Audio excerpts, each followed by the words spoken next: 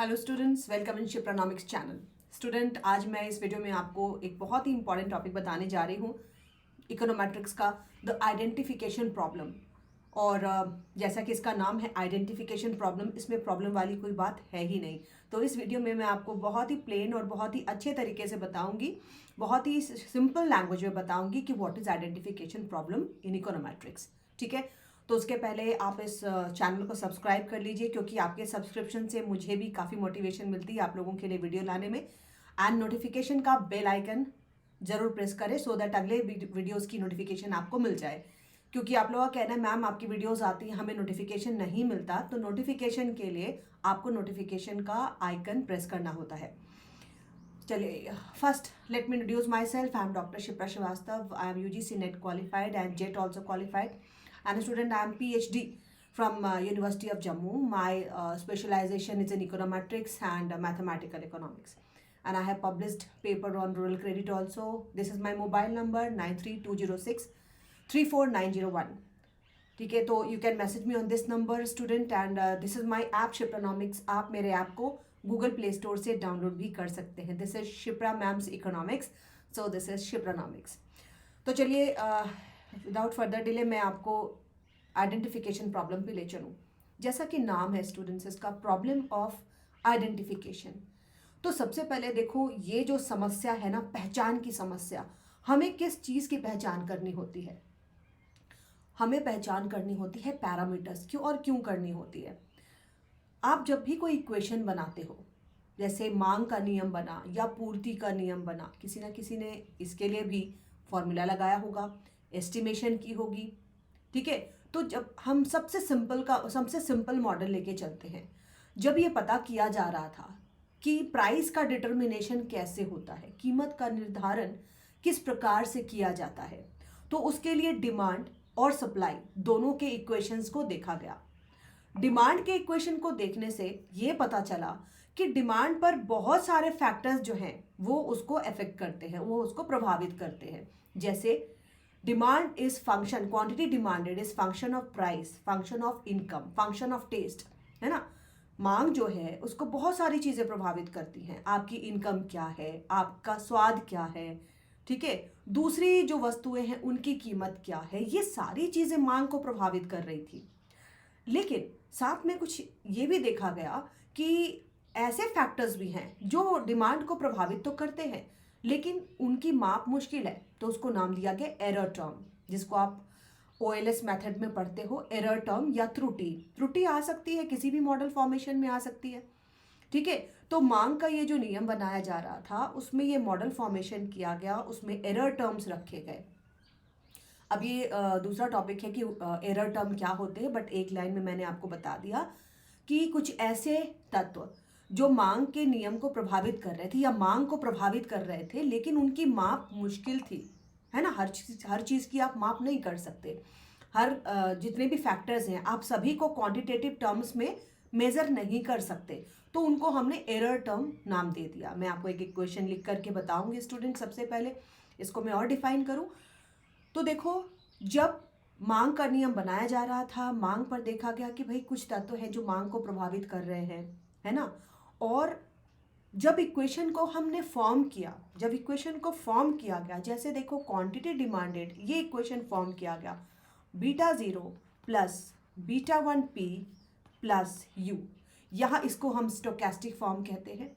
जब हमने error term को उस इक्वेशन में डाल दिया तो उसको स्टोकेस्टिक फॉर्म कहते हैं। अब ये फॉर्मूला बना, लेकिन इस बात को बताने के लिए कि quantity demanded is function of price, किसी वस्तु की जो मांगी गई मात्रा है वो उसकी कीमत का फलन है ना। ये चीज़ देखने के लिए, इस बात को साबित करने के लिए एक स्टैटिस्टिकल फॉर्मूला इसमें डाला गया, एक उसका स्टैटिस्टिकल फॉर्म देखा गया। तो दिस इज स्टैटिस्टिकल फॉर्म, सांख्यिकी स्वरूप दिया गया उसको, उसका डाटा निकाला गया, डाटा को प्लॉट किया गया, तो ये सांख्यिकी स्वरूप आपके सामने आ जाता है। लेकिन अब इसमें देखा गया कि इस चीज़ को बताने के लिए कि quantity demanded is function of price, हमें दो पैरामीटर्स दिख रहे थे, β0 एंड β1। तो जब तक हम β0 और β1 इसकी पहचान नहीं करेंगे कि व्हाट आर दीज पैरामीटर्स, हम इस बात को बता ही नहीं सकते कि quantity demanded is function of price. ठीक है, तो इसको प्रूव करने के लिए, इसको बताने के लिए आपको पैरामीटर्स की पहचान करनी होती है। पैरामीटर्स मीन प्राचल, प्राचल की माप जरूरी है, पहचान जरूरी है।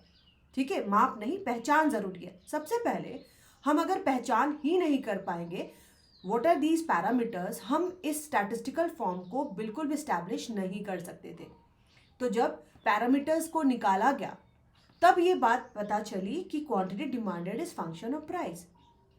तो problem of identification is the problem of model formation, not the problem of estimation. पहचान की समस्या एक जिसको हम कहते हैं मॉडल, है ना, एक मॉडल को बनाने की समस्या थी। किसी मॉडल की एस्टिमेशन, उसके माप की समस्या ये नहीं है। तो जब तक हम उस पैरामीटर को नहीं पहचान लेते, हम उस मॉडल, उस फॉर्मुलेशन को हम नहीं ला सकते, उस स्ट्रक्चरल फॉर्म को हम नहीं दिखा सकते। तो आई होप आपको ये समझ में आ गया होगा कि व्हाट इज आइडेंटिफिकेशन प्रॉब्लम। अब यहाँ पर एक और प्रॉब्लम आती है। ठीक है, यूनिक स्टैटिस्टिकल फॉर्म तो निकाल दिया हमने क्या निकाला कि quantity demanded is the function of price. मांगी गई मात्रा कीमत पर निर्भर कर रही है। This is unique statistical form. ये कब हुआ? जब हमने उसके पैरामीटर्स को पहचान लिया, उसके पैरामीटर्स को हमने उसका एस्टिमेटेड वैल्यू निकाल लिया। तो verification of the estimated coefficient of the equation, जब हमने जो भी कोएफिशिएंट्स थे उनको हमने पहचान लिया, माप नहीं पहचान लिया। पहचानने के बाद हमने उन जो पैरामीटर्स हैं उनके बेस पर हमने ये आइडेंटिफाई कर लिया कि quantity demanded is function of price. अब जब कीमत निर्धारण की बात चलती है, प्राइस डिटर्मिनेशन की बात चली, तो उसमें भी आपको डिमांड और सप्लाई दो इक्वेशन देखने को मिले। तो डिमांड का इक्वेशन तो हमें बता रहा था कि भाई beta 0 plus beta 1p plus error term, ये डिमांड का स्टोकेस्टिक फॉर्म था। सप्लाई का स्टोकेस्टिक फॉर्म भी हम लिखते हैं alpha 0 plus alpha 1p plus v।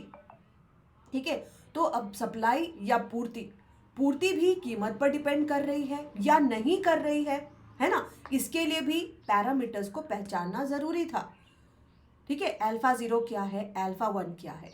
अब देखो, अलग से हमने पूर्ति का भी एक यूनिक स्टैटिस्टिकल फॉर्म निकाल लिया कि सप्लाई डिपेंड्स ऑन प्राइस, है ना, जितनी प्राइस बढ़ेगी उतना ही सप्लाई बढ़ेगा, दोनों में डायरेक्ट रिलेशन है। लेकिन जब आप प्राइस को डिटरमिन करते हो, कीमत को निकाला जा रहा था, तब एक प्रॉब्लम आई, क्योंकि कीमत तो दोनों ही इक्वेशन को लेकर के जब demand is equal to supply हो जाता है तभी प्राइस डिटरमिन होता है। Price is determine where supply is equal to demand. तो यहाँ पर भी एक पहचान की समस्या उत्पन्न होती है, आइडेंटिफिकेशन प्रॉब्लम उत्पन्न होता है कि भाई अब इसमें जो भी पैरामीटर्स हैं, बीटा 0 है, अल्फा 0 है, तो प्राइस में कौन सा पैरामीटर है, प्राइस में कौन सा यहाँ पर जो हम कहते हैं कि एस्टिमेटेड कोएफिशिएंट है जो इसको प्रभावित कर रहा है। तो ये सारे प्रॉब्लम्स जो होते हैं that is identification problem of econometrics.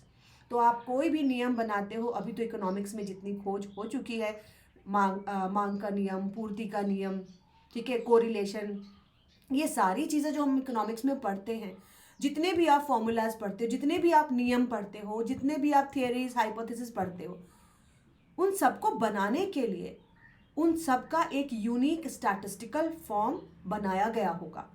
और उस यूनिक स्टैटिस्टिकल फॉर्म को बनाने के लिए प्रॉब्लम ऑफ आइडेंटिफिकेशन आई होगी। Problem of identification means problem of verification, है ना, इसलिए मैं इसको कहती हूँ कि this is problem of model formation, not the problem of estimation. ठीक है, अब देखो, इसके साथ ही साथ एक और चैप्टर आप पढ़ते हो जिसको हम कहते हैं साइमल्टेनियस इक्वेशन। यूजीसी नेट का ये भी बहुत ही इंपॉर्टेंट चैप्टर है। साइमल्टेनियस इक्वेशंस के बारे में मैं एक और वीडियो में आपको बताऊंगी। फिलहाल मैं इतना बता दूं कि model of identification, simultaneous equations, endogenous model, ये सारे एक साथ पढ़ने होते हैं। क्योंकि जब हमने क्वांटिटी डिमांडेड, ये जो मांग का नियम बनाया गया, तब तक ये पता नहीं था कि मांग कीमत पर निर्भर कर रही है या कीमत मांग पर निर्भर कर रहा है। तो इसके लिए हमने दो इक्वेशंस बनाए। हमने पहला इक्वेशन बनाया x is equal to alpha plus beta y, और दूसरा बनाया y is equal to alpha plus beta x। ठीक है, तो युगपत समीकरण या साइमल्टेनियस इक्वेशन, अगर टू वेरिएबल्स की हम बात करें तो एक बार x की डिपेंडेंसी y पर दिखाते हैं, दूसरे बार y की डिपेंडेंसी x पर दिखाते हैं, है ना। एक डिपेंडेंट होता है और दूसरा इंडिपेंडेंट होता है। अब कौन डिपेंडेंट वेरिएबल है और कौन सा इंडिपेंडेंट वेरिएबल है, ये बात हमें साइमल्टेनियस इक्वेशन या युगपत समीकरण से पता चलती है, जिसको आप रिग्रेशन इक्वेशन में भी पढ़ते हो, ठीक है। तो जब ये मांग का नियम बनाया जा रहा था तो ये पता करने की कोशिश की गई कि क्या मांग कीमत पर निर्भर कर रहा है या कीमत मांग पर निर्भर है। तो दोनों के दो इक्वेशंस बनाए गए और दोनों इक्वेशन से पैरामीटर्स की पहचान की गई, अल्फा की वैल्यू और बीटा की वैल्यू को निकाला गया। मतलब this is called problem of identification, जिसको we solve this problem of identification through simultaneous equations in econometrics, ठीक है। तो आई होप ये जो टॉपिक है, आप लोगों के इतने सारे मैसेजेस आ रहे थे, ये टॉपिक क्या है मैम, इसके बारे में कुछ आइडिया दीजिए। तो this is the idea. And student, मेरे ऐप शिप्रोनॉमिक्स पर मैंने जितना इकोनोमेट्रिक्स है बहुत ही अच्छे से कराया हुआ है। आप चाहो तो केवल इकोनोमेट्रिक्स, मैथमेटिकल और स्टैट, इन तीनों का भी एक कॉम्बिनेशन अलग सा मैंने कोर्स दिया हुआ है, उसको आप लेके पढ़ सकते हो। एंड दूसरी बात, मैम 30 डेज में क्या हम रिवीजन कर पाएंगे? रिवीजन 30 डेज का नहीं होता, जो आपने पढ़ा है सब यहाँ पर, सब कुछ यहाँ पर सेट है और बस आपको उसको रिवाइज करने की ज़रूरत है। तो go through the revision student. 30 days तो बहुत ज़्यादा होते हैं, आप 10 डेज 15 डेज में भी सारे चैप्टर को रिवाइज कर सकते हो अगर आप डेडिकेट हो जाओ, अगर आप पूरी तरीके से इसमें लग जाओ तो ये आराम से हो सकता है। एंड स्टूडेंट, दूसरी बात मैं बता दूँ, मेरे द्वारा मेरे ऐप शिप्रोनॉमिक्स पर यूजीसी नेट के लिए जो एमसीक्यूज हैं उसको भी अपलोड किया गया है और उसमें आप लोगों के जो विगत परीक्षा के सवाल हैं, खासकर इकोनोमेट्रिक्स के सवाल, मैथमेटिकल इकोनॉमिक्स के सवाल, वो सारे मैं धीरे धीरे करके अपलोड कर रही हूँ। उसको मैं लाइव तो नहीं कर पाऊंगी स्टूडेंट, क्योंकि right now I am very busy. तो मैं उसको अपलोडेड फॉर्म में मैंने रखा है और आपको उसमें जो एमसीक्यूज अभी विगत परीक्षा के हैं वो आपको उसमें धीरे धीरे मैं अपलोड कर रही हूँ। तो that's all for today. Stay motivated and अपनी पढ़ाई को जारी रखिए।